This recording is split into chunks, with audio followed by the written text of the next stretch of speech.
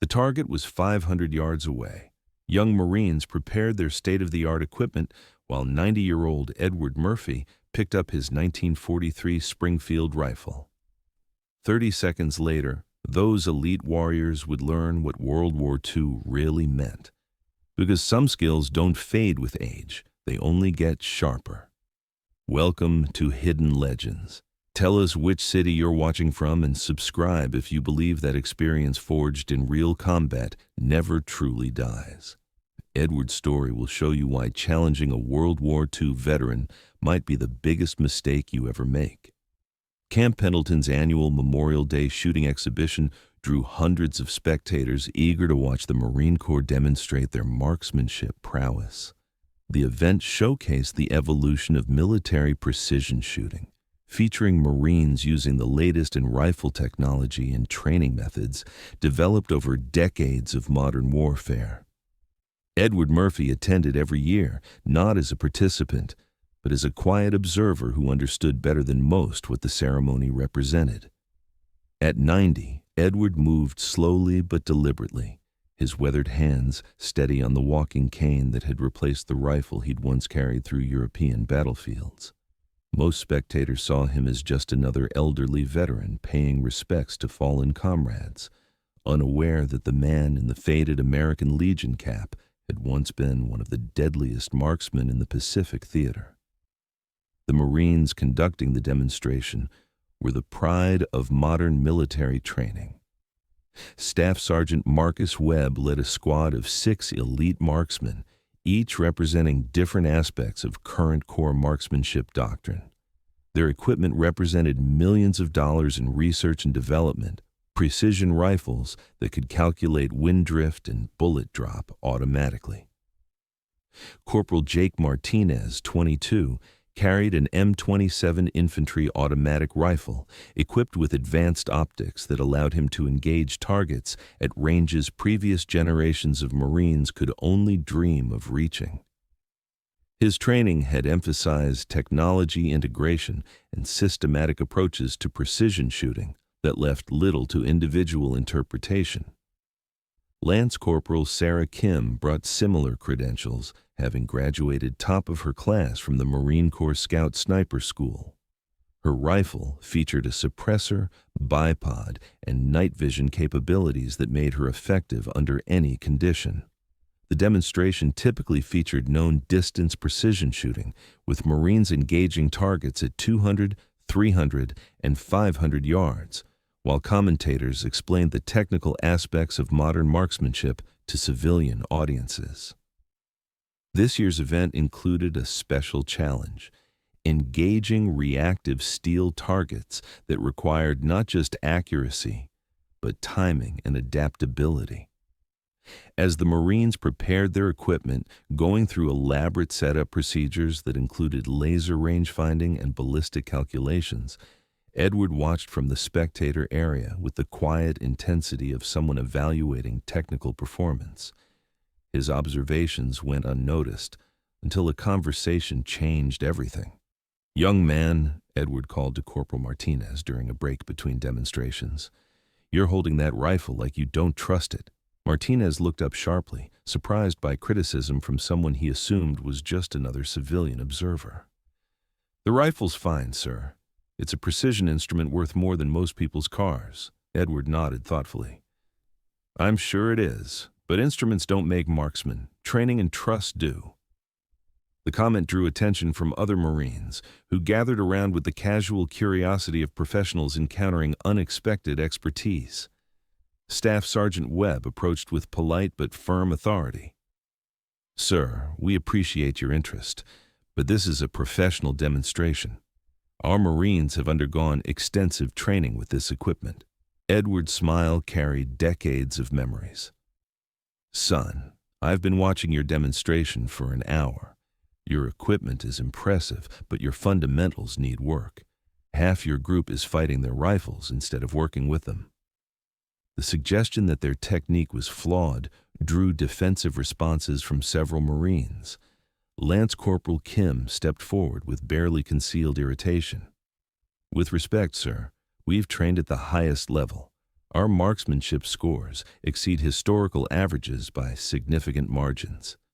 Edward studied the young Marines with the calculating gaze of someone who'd trained soldiers under conditions where failure meant death. Your scores might be high, but your understanding is shallow. You're shooting at paper targets under controlled conditions. Real marksmanship is different. The comment sparked heated discussion among the Marines, who dedicated years to mastering their craft according to modern military doctrine. Their training emphasized systematic approaches and technological solutions to marksmanship challenges, concepts they'd assumed represented the pinnacle of shooting development. Staff Sergeant Webb decided to address the situation directly. "Sir, what's your background with marksmanship? Are you a competitive shooter or instructor?" Edward's answer was delivered with understated simplicity.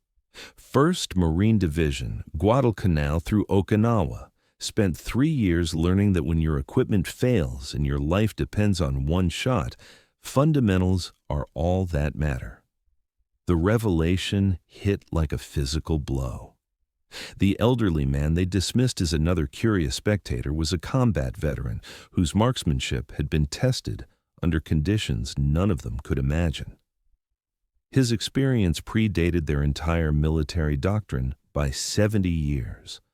The Marines exchanged glances that mixed respect with uncertainty. Edward continued quietly. "You want to see the difference between modern shooting and wartime marksmanship?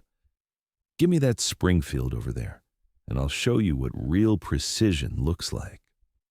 The Springfield M1903 he indicated was a museum piece, part of the historical weapons display that showed the evolution of Marine Corps small arms. The rifle had been manufactured in 1943 and represented technology from an era before advanced optics, precision ammunition, and computer-assisted targeting systems. Corporal Martinez voiced what everyone was thinking.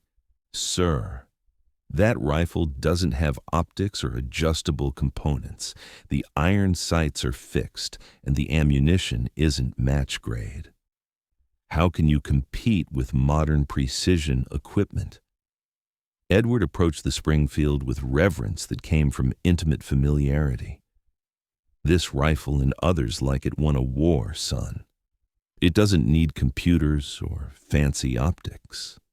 It just needs someone who understands shooting instead of equipment management." The challenge that emerged was spontaneous but inevitable. The Marines would demonstrate their capabilities using modern equipment and training. Then Edward would attempt the same course of fire using the vintage Springfield with iron sights and standard military ammunition. The 500-yard targets were steel silhouettes that required not just accuracy, but precision timing to engage effectively. Staff Sergeant Webb established the rules clearly. 5 shots at 500 yards, scored on hits versus misses rather than group size. The Marines would shoot first, demonstrating their capabilities with full modern equipment. Then Edward would attempt the same course using the historical rifle. The Marines approached the challenge with systematic precision. Martinez used his advanced optics to range the targets and calculate holdover values based on environmental conditions. His shooting was competent and controlled, achieving 4 hits out of 5 attempts with equipment designed to eliminate human error from the equation. Kim's performance was similar, using her training to methodically engage each target with technological assistance that provided significant advantages over iron sight shooting. Her final score was 4 hits, representing solid marksmanship that met current Marine Corps standards. The other Marines achieved comparable results, with scores ranging from 3 to 4 hits out of 5 attempts. Their performance represented competent application of modern training methods and equipment designed to maximize success rates under various conditions. Edward's approach was completely different. He examined the Springfield with the practiced efficiency of someone conducting a pre-combat inspection, checking the action, sights, and ammunition with movements that suggested muscle memory developed over decades. His preparation took less than 2 minutes compared to the extensive setup procedures the Marines had employed. When Edward stepped to the firing line, something fundamental changed in his bearing. The elderly veteran disappeared, replaced by someone whose presence commanded attention without demanding it. His shooting stance was textbook perfect, but from an era when marksmanship was taught as art rather than science. His first shot rang out with the distinctive crack of the Springfield's .3006 cartridge, followed immediately by the metallic clang of steel being struck dead center. The sound drew surprised murmurs from spectators who hadn't expected such immediate success with iron sights at 500 yards. His second shot struck with identical precision, followed by 3 more that created a rhythm of rifle crack and target strike that seemed almost mechanical in its consistency. When Edward lowered the Springfield, all 5 targets had been engaged with perfect center hits that demonstrated understanding of long-range marksmanship that transcended equipment or training methods. Marines who dedicated years to mastering their craft according to modern military doctrine. The silence that followed was profound. Young Marines who'd spent years mastering modern techniques had been outshot by a 90-year-old man using equipment older than their grandparents. The demonstration wasn't just about marksmanship. It was about the difference between learned skills and combat-forged abilities. Staff Sergeant Webb approached Edward with the respect one warrior offered to another. "Sir, that was extraordinary shooting. Where did you develop that level of precision?" Edward began cleaning the Springfield with practiced efficiency. "Bougainville, mostly. When Japanese snipers are trying to kill you and ammunition is limited, you learn to make every shot count. Can't rely on equipment when you're fighting for your life." The young Marines gathered around Edward, their earlier defensiveness replaced by genuine desire to learn from someone whose abilities had been proven under ultimate conditions. They asked questions about technique, training methods, and mental approach to precision shooting. Edward answered each question with patient detail, sharing insights earned through combat experience that no peacetime training could provide. His explanations emphasized fundamentals over technology, understanding over equipment, and the mental discipline required for precision under extreme stress. The afternoon ended with an impromptu marksmanship clinic as Edward worked with each Marine individually, correcting stance issues, breathing patterns, and sight alignment problems that modern training had overlooked. His teaching methods were simple but profound, emphasizing connections between shooter, rifle, and target that existed regardless of technological advancement. As the day concluded, Edward returned the Springfield to its display case with the same reverence he'd shown when picking it up. The rifle had proven that some capabilities transcended time, that fundamental skills properly developed remained effective regardless of changing technology. Corporal Martinez approached Edward with genuine humility.